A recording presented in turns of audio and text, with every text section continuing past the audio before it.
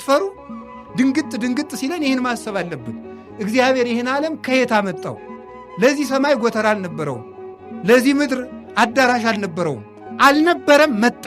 እግዚአብሔር ያልዘራውን የሚያጭድ፣ የተዘራውን ማጨድማ ገበሬም ይችላል።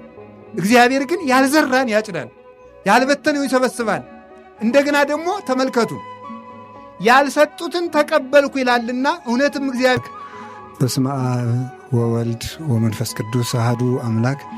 በባሕሪው ሞት በመንግሥቱ ሽረት የሌለበት ቅድመ ዓለም የነበረ ዓለምን በማይመረመር ጥበቡ የፈጠረ ትንኝንም ሳይዘነጋ የሚመግብ ሥጋችንን ለብሶ ከውድቀት ያነሳን መድኃኒታችን ኢየሱስ ክርስቶስ በልባችን አስበን በአንደበታችን ተነግረን ስለማንፈጽመው ስለ ቸርነቱ ከባሕሪ አባቱ ከአብ ከባሕሪ ሕይወቱ ከመንፈስ ቅዱስ ጋር ለዘላለም የተመሰገነ ይሁን። እግዚአብሔርን የወለደችልን እናታችን ቅድስት ድንግል ማርያም ወላዲተ አምላክ፣ ነቢያት፣ ሐዋርያት፣ ሰማዕታት፣ ደናግል፣ መነኮሳት፣ ቅዱሳን መላእክት ሁላቸው ስማቸውን እናመሰግናለን። በረከታቸው ይደርብን።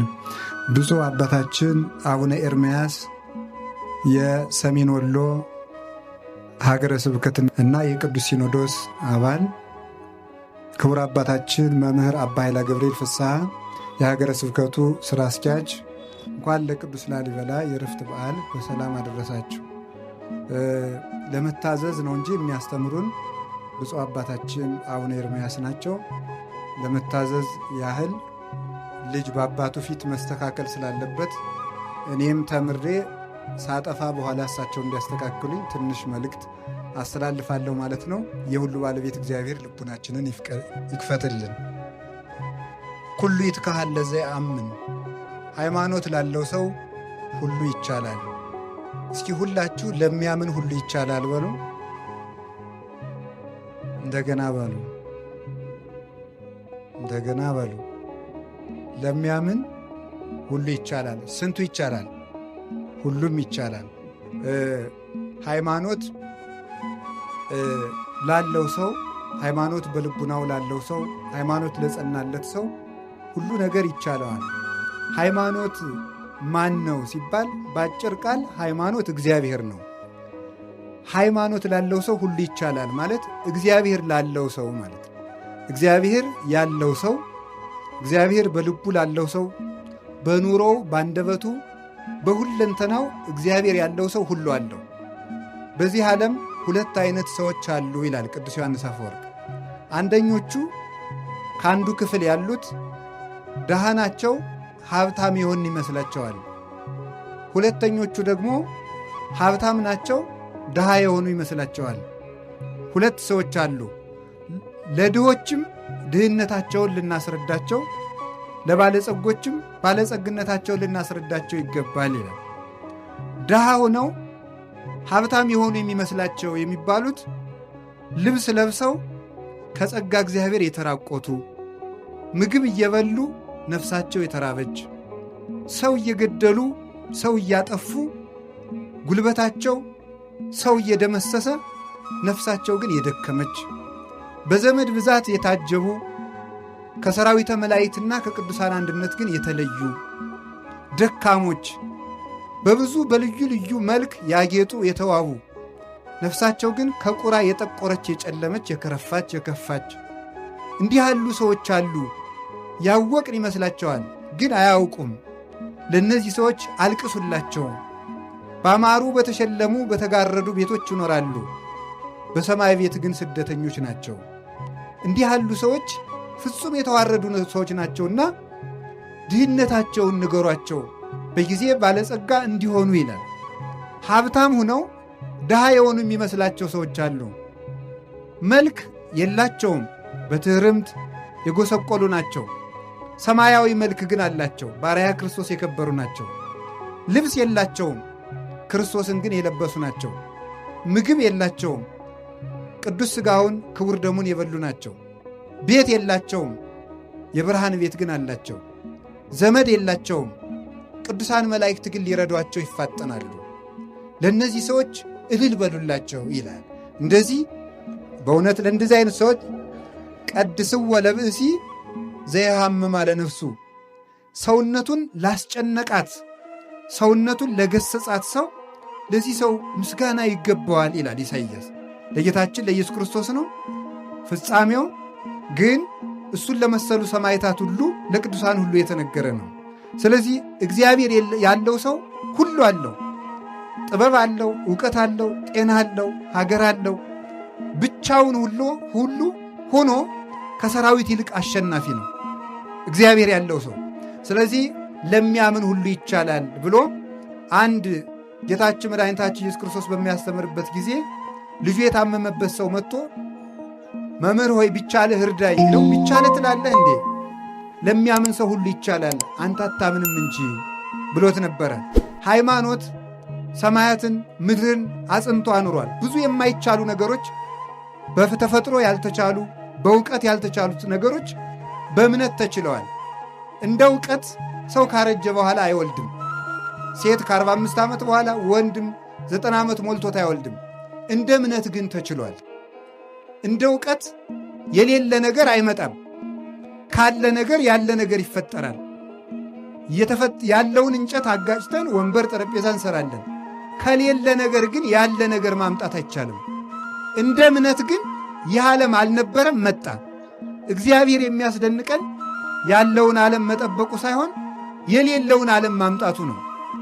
ሰውም ጠበቅኩ ይላል፣ ሰራዊትም ጠበቅኩ ይላል፣ አጥርም ቤት ይጠብቃል ይባላል። እግዚአብሔር ግን ያለን የሚጠብቅ ብቻ ሳይሆን የሌለንም የሚጠብቅ ነው። ቅዱስ ጎርጎርዮስ ተአርር ዘይዘረውከ ታስተጋብ ተአርር ዘይዘራይከ ታስተጋብ ዘይዘረውከ፣ አንተ ያልዘራኸውን ታጭዳለህ፣ ያልበተንከውን ትሰበስባለህ ብሎ አንድ ጨካኝ ባሪያ ለእግዚአብሔር የተናገረውን ሲተረጉም ምን ይላል? መክሊቱን ሰጥቶ መክሊቱን ከቀበረ በኋላ አንተ ክፉ ባሪያ ለምን በሰጠው መክሊት አላፈራህም ቢለው፣ አይ አንተ ያልዘራኸውን የምታጭድ ያልበተንከውን የምትሰበስብ እንደሆን ካውቄ ፈርቼ መክሊትን ወስጄ ጉድጓድ ቆፍሬ ቀበርኩት ብሎት ነበረ። ካዛ ምን አለው? ተአምረኒኑ ከመብስ የድሩቅ አነ፣ እኔ ጨካኝ ሰው እንደሆንክ ታውቀኛለህ። ካልበተንኩት ካልዘራሁት የማጭድ ካልበተንኩት የምሰበስብ እንደሆንክ ታውቀኛለህ። ካወቅከኝ ለምን ትያግባይ ከወርቄ ውስጥ ማይዴ፣ ለምንድን ነው መክሊቴን ያልመለስክልኝ ብሎት ነበረ። ታዲያ ይህንን ሊቁ ቅዱስ ጎርጎርዮስ ሲናገር ይሄ ሰውዬ እግዚአብሔርን ወቅሶታል። ያልዘራኸውን ታጭዳለህ፣ ያልበተንከውን ትሰበስባለህ ብሎ ወቅሶታል። እሱ የወቀስኩ መስሎት ነው እንጂ እውነቱን ነው። እግዚአብሔር ያልዘራውን የሚያጭድ ነው። እግዚአብሔር ያልዘራውን ያጭዳል፣ እግዚአብሔር ያልሰበሰበውን ያልበተነውን ይሰበስባል ይላል። ምስጢሩ እንዲህ ነው። እንዴት ነው እግዚአብሔር ያልዘራውን ያጭዳል? እግዚአብሔር ያልበተነውን ይሰበስባል? አዎ ይላል። እንዴት? ሰው ከበቀለ እንጨት ቤት ይሰራል። ሰው ከበቀለ ልጥ ገመድ ፈትሎ ቤት ይሰራል ሰው።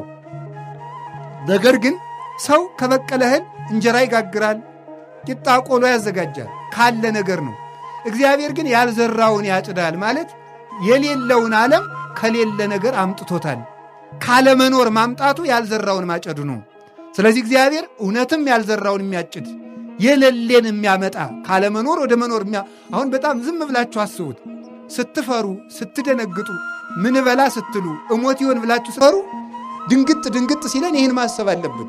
እግዚአብሔር ይህን ዓለም ከየት አመጣው? ለዚህ ሰማይ ጎተራ አልነበረውም። ለዚህ ምድር አዳራሽ አልነበረውም። አልነበረም፣ መጣ። እግዚአብሔር ያልዘራውን የሚያጭድ የተዘራውን ማጨድማ ገበሬም ይችላል። እግዚአብሔር ግን ያልዘራን ያጭዳል፣ ያልበተነው ይሰበስባል። እንደገና ደግሞ ተመልከቱ፣ ያልሰጡትን ተቀበልኩ ይላልና እውነትም እግዚአብሔር ያልዘራውን አጭዳል ይላል። ያልሰጡትን ተቀበልኩ ይላል። ለምሳሌ ለእግዚአብሔር እኛ አብልተነው እናውቃለን? ለእግዚአብሔር አጠጥተነው እናውቃለን? አሁን ዛሬ ዝክር ይዘከራል። ከዚያ ዝክር እግዚአብሔር ይቀምሳል? አይቀምስም። ከዚያ መጠጥ እግዚአብሔር ይቀምሳል? አይቀምስም። እኛ ከሠራነው ቤት እግዚአብሔር እንግዳ ሆኖ ይስተናገዳል? እግዚአብሔርን ታሞ ያስታመመው ማን ነው? እግዚአብሔርን ታስሮ የጠየቀው አለ? እግዚአብሔር ተርቦት ያበላው ማን ነው? እግዚአብሔር በርዶት ያለበሰው አለ? እግዚአብሔር ቸግሮት ያበደረው ማን ነው? እግዚአብሔር ተገፍቶ የፈረደለት ማን ነው? አንዳችም እንኳን የለም። ግን ዘገበርክሙ ለአሐዱ ምሉኑ እሳት ሊተገበርክሙ፣ ለሱ ሳናደርግለት ያልዘራውን ያልበተነውን ይሰበስባል።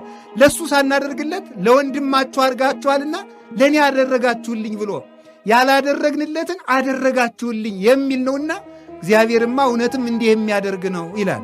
ቸሮ አምላካችን እግዚአብሔር ስሙ የተመሰገነ ይሆን። ታዲያ እግዚአብሔር ያለው ሰው ሁሉን ይችላል። በሃይማኖት መካንነት ተችሏል። አሁን እግዚአብሔር ያሳያችሁ ክርስቶስ ያመልክታችሁ። አንዲት ጠጠር ወደ ውሃ ብንወረውር ጠጠሪቱ ትሰጥማለች። ግን ይሄ ሁሉ ዓለም ያለው በውሃ ላይ ነው። ለምንድነው የማንሰጥመው? በእግዚአብሔር ከሆነ ይቻላል። እግዚአብሔር ቻይ ካላላት አንዲቱ ጠጠር ባህር ውስጥ ጥልቅ ትላለች። እግዚአብሔር ቻል ስላለው ግን ዘአጽንዐ ለምድር ዲበ ማይ፣ ይሄ መሬት ያለው ከውሃ ላይ ነው። አንሰጥምም፣ በሱ ጸንተን እንኖራለን። እግዚአብሔር ቻል ሲለው ሁሉ ይችላል። እግዚአብሔር ቻል ካለው ጠጠርም ተዋግቶ ይገላል። እግዚአብሔር ካላለው ደግሞ ሰራዊትም አመድ ይሆናል። እግዚአብሔር ተናገር ሲለው ድንጋይም ይናገራል። እግዚአብሔር ብሎ መቅደስ ድንጋይ መቅደስ ሆኖ ይኸው ዛሬ እየቀደሰን ነው። እግዚአብሔር አልል ሲል ደግሞ እንደ እግዚአብሔር ፈቃድ መኖር ሲያቅት ሰው ድንጋይ ሆኗል። ዛሬ እግዚአብሔር ብሎለት እንቀመጥበት የነበረ ድንጋይ በቅዱስ ላሊበላ ጸሎት መቅደስ ሆኖ ሰው ይቀድሳል። አልልልን ብሎ ደግሞ እኛ ዛሬ ድንጋዮች ሆነናል። ተነግረን አንሰማም። ቀዝቃዞች ነን። የሃይማኖት ወኔ የለንም። እግዚአብሔር ስትሰደብ ዝም ነው የምንለው። ዝም ብለን ቁጭ ብለን እንበላለን፣ እንጠጣለን፣ ይመሻል፣ ይነጋል። የሀገር ጉዳይ አስጨንቀን፣ የቤተ ክርስቲያን ጉዳይ አስጨንቀን፣ ለሀገርና ለቤተ ክርስቲያን መጨነቃችስ ቀርቶ ለራሳችን በተጨነቅንለት። ለራሱ ያልሆነ ሕዝብ ለሀገር ይሆናል ብላችሁ ነው? ለራሳችን እኮ አልሆን ነው።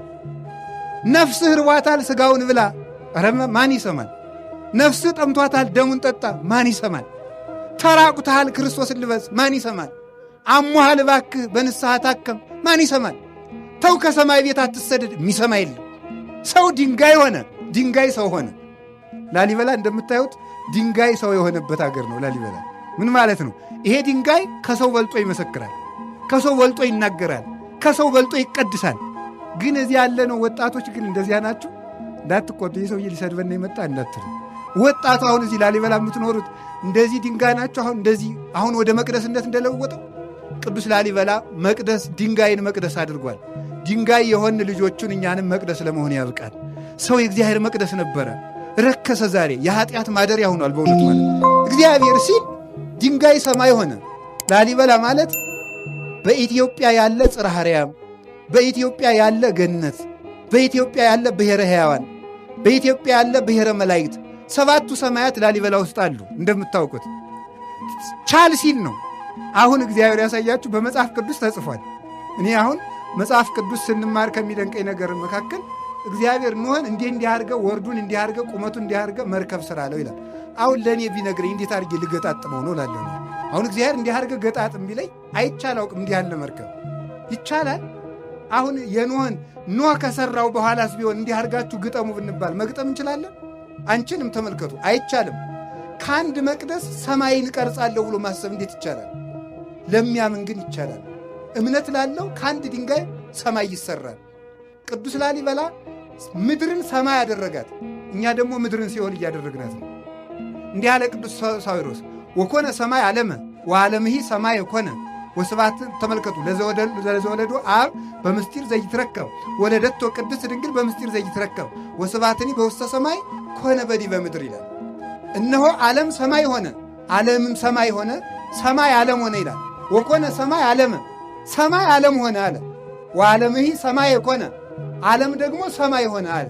ይሄ የተፈጸመው አንደኛ በክርስቶስ ልደት ነው። ሁለተኛ በቅዱስ ላሊበላ ዘመን ሰማይ ዓለም ሆኗል፣ ዓለም ሰማይ ሆኗል። ዓለምን ሰማይ ሰማይን ዓለም ያደረገ ብቸኛው ንጉሥ ቅዱስ ላሊበላ ነው። ዓለምን ሰማይ አድርጎታል። ለምን? ሰማያትን አምጥቶ እዚህ ያሳይቶናል። ስንሞት ብቻ ነበር እኮ የምናየው መንግሥተ ሰማያትን። መንግሥተ ሰማያትን ማየት የሚቻለው ሙተንም ለዚያውም ከጸደቅን ነው። እንደ ሞትንም እኳ አናየውም። ገና ደግሞ ክርስቶስ ሲመጣ ነው። መቆያችን ገነት ነው።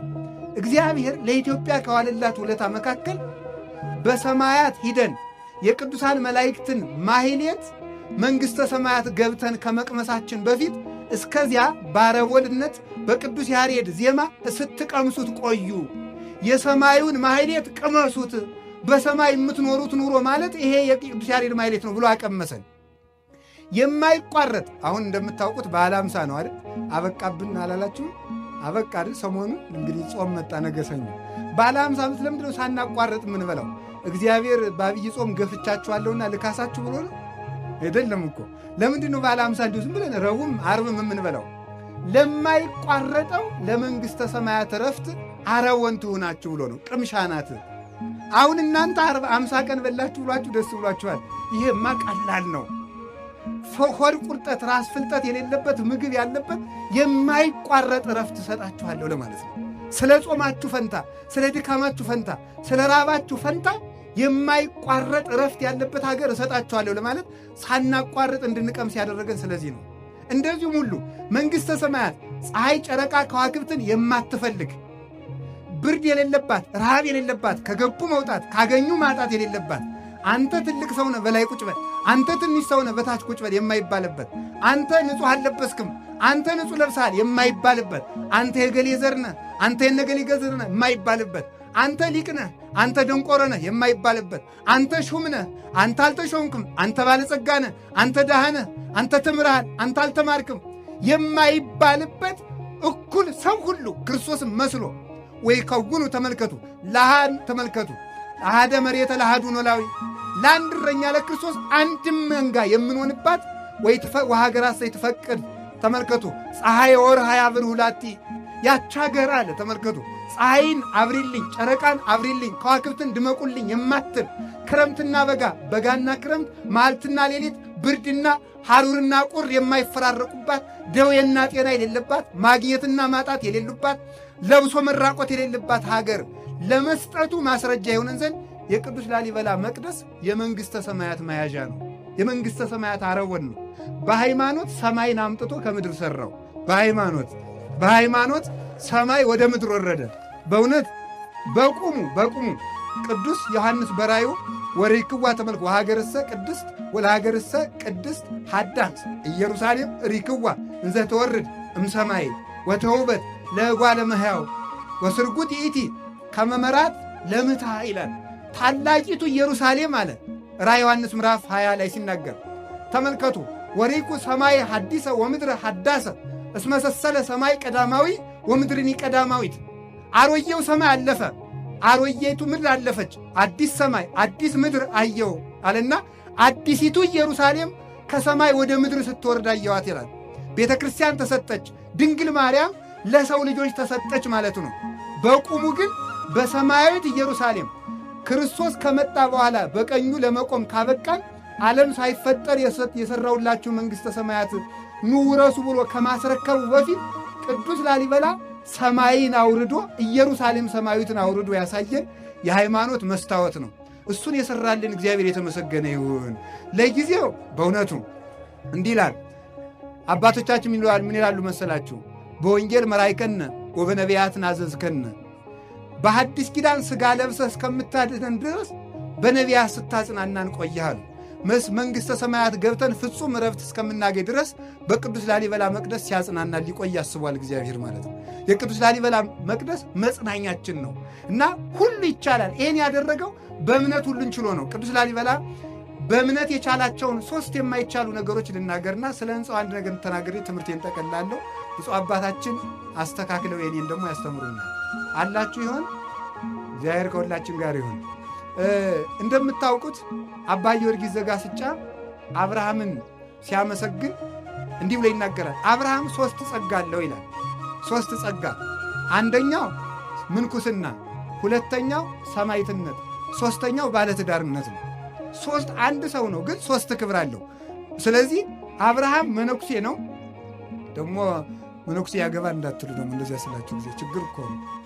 ስለዚህ ተመልከቱ በመጽሐፍ ቅዱስ ኦሪት ዘሌዋውያን ምዕራፍ 11 ላይ ጭልፊት አይበላም ይላል። ጭልፊት አይበላም ማለት ምን ማለት ነው? ጭልፊት አይበላም ማለት የሚረባውን ሳይሆን የማይረባውን ኃይለ ቃል ሞጭልፎ የሚሄድ ሰው አይጸድቅም ማለት ነው። ሰምታችሁ? ጭልፊት አይበላም እንጂ ስለ ጭልፊት ሊወራ ተፈልጓል። ምስጢሩ ጭልፊት አይበላም በሉ እስቲ። አሁን ቃል ነጥቆ የሚሮጥ ሰው አይጸድቅም፣ ምስጢር የሚይዝ ነው እንጂ ማለት ነው። ስለዚህ ጭልፊት እንዳትሆኑ ማለት ነው። ስለዚህ ምን አለ አብርሃም ዘመዶቹን ጥሎ ከካራን በመሰደዱ የመነኮሳት አባት ነው ይላል። እግዚአብሔር አብርሃምን ተገዘርልኝ ብሎታል። አብርሃም ወደማያውቀው ሀገር ነው ሄደ። ወደማያውቀው ሀገር በመሄዱ ለመነኮሳት እግር እንጂ ሀገር የላቸውም ይላሉ አባቶቻችን። መነኮሳት እግር አላቸው እንጂ ሀገር የላቸውም። ዘመዳቸውንም አያውቁም፣ ዘርም አይቆጥሩም። እንዲያውም አንድ ባይታዊ በበረሃ እየኖረ አባትህ እኮ ሞተ ቢሉት ኮንከ ጸራፌ እስመ አቡየ ኢይመውት ለዓለም አለ። ለምን ትሰድበኛለህ? የኔ አባት አይሞትም ማለት ምን ማለት ነው? አባቴ ማን ነው ማለት ነው? እግዚአብሔር ነው ማለት ነው። አባቴ እግዚአብሔር ነው። የሚሞት ዘር አትቁጠርልኝ፣ የኔ ዘር በሰማይ ነው ብሎ መናገሩ ነበር። ስለዚህ አብርሃም የማያውቀውን ሀገር ምን አደረገ? የሚያውቀውን ሀገር ትቶ ወደማያውቀው ሀገር ሄደ። በዚህ አብርሃም የመነኮሳት አባት ነበረ። በስደቱ ቅዱስ ላሊበላ በስደቱ በጸሎቱ በትርምቱ የመነኮሳት አባት ነው በእውነቱ ማለት ነው። ለእኛም ለመነኮሳት ተስፋችን ነው። ቅዱስ ላሊበላ አግብቶ እንደ መነኩሴ የኖረ ነው። ከዚህ የተነሳ የመነኮሳት ክብር አለ። አብርሃም ሲገዘር ደሙን አፍስሷል። ደሙን በማፍሰሱ ደግሞ የሰማዕታት አባት ነው። ቅዱስ ላሊበላ አባታችን ከወንድሙ ተገርፎ በፈሰሰው ደሙ ደግሞ የሰማዕታት አባት ነው። የሰማዕትነት ክብር አለው። ለሚገፉትም መጠጊያቸው ነው ማለት ነው። ከቅድስት ወለተ ክብራ ደግሞ ጋር ኑሮ ዘር ቡሩክ በመተካቱ እንደገና ደግሞ ከእሷ ጋር በአንድ መጋረጃ ኑረው ቅዱስ ሥራ በመስራቱ ደግሞ የባለ ትዳሮች አባት ነው። ስለዚህ ቅዱስ ላሊበላ የመነኮሳት መጠጊያቸው፣ የሰማዕታትም በጸሎቱ ረዳታቸው፣ የባለ ትዳሮችም ደግሞ ጥጋቸው ነው። ለምንሰደደው ስደታችን፣ ለመነኮስ ነው ምንኩስናችን። ላገባችሁም ትዳራችሁን ቅዱስ ላሊበላ ይባርክልን። ለሚያምን ሰው ሁሉ ይቻላል። አንድ ሰው አንድ ሥራ መስራት አቅቷል። ለእኔ ለራሴ ምንኩስና ይከብዳኛለች፣ ግን እሱ አግብቶ የምንኩስናንም ኑሮ ይኖራል።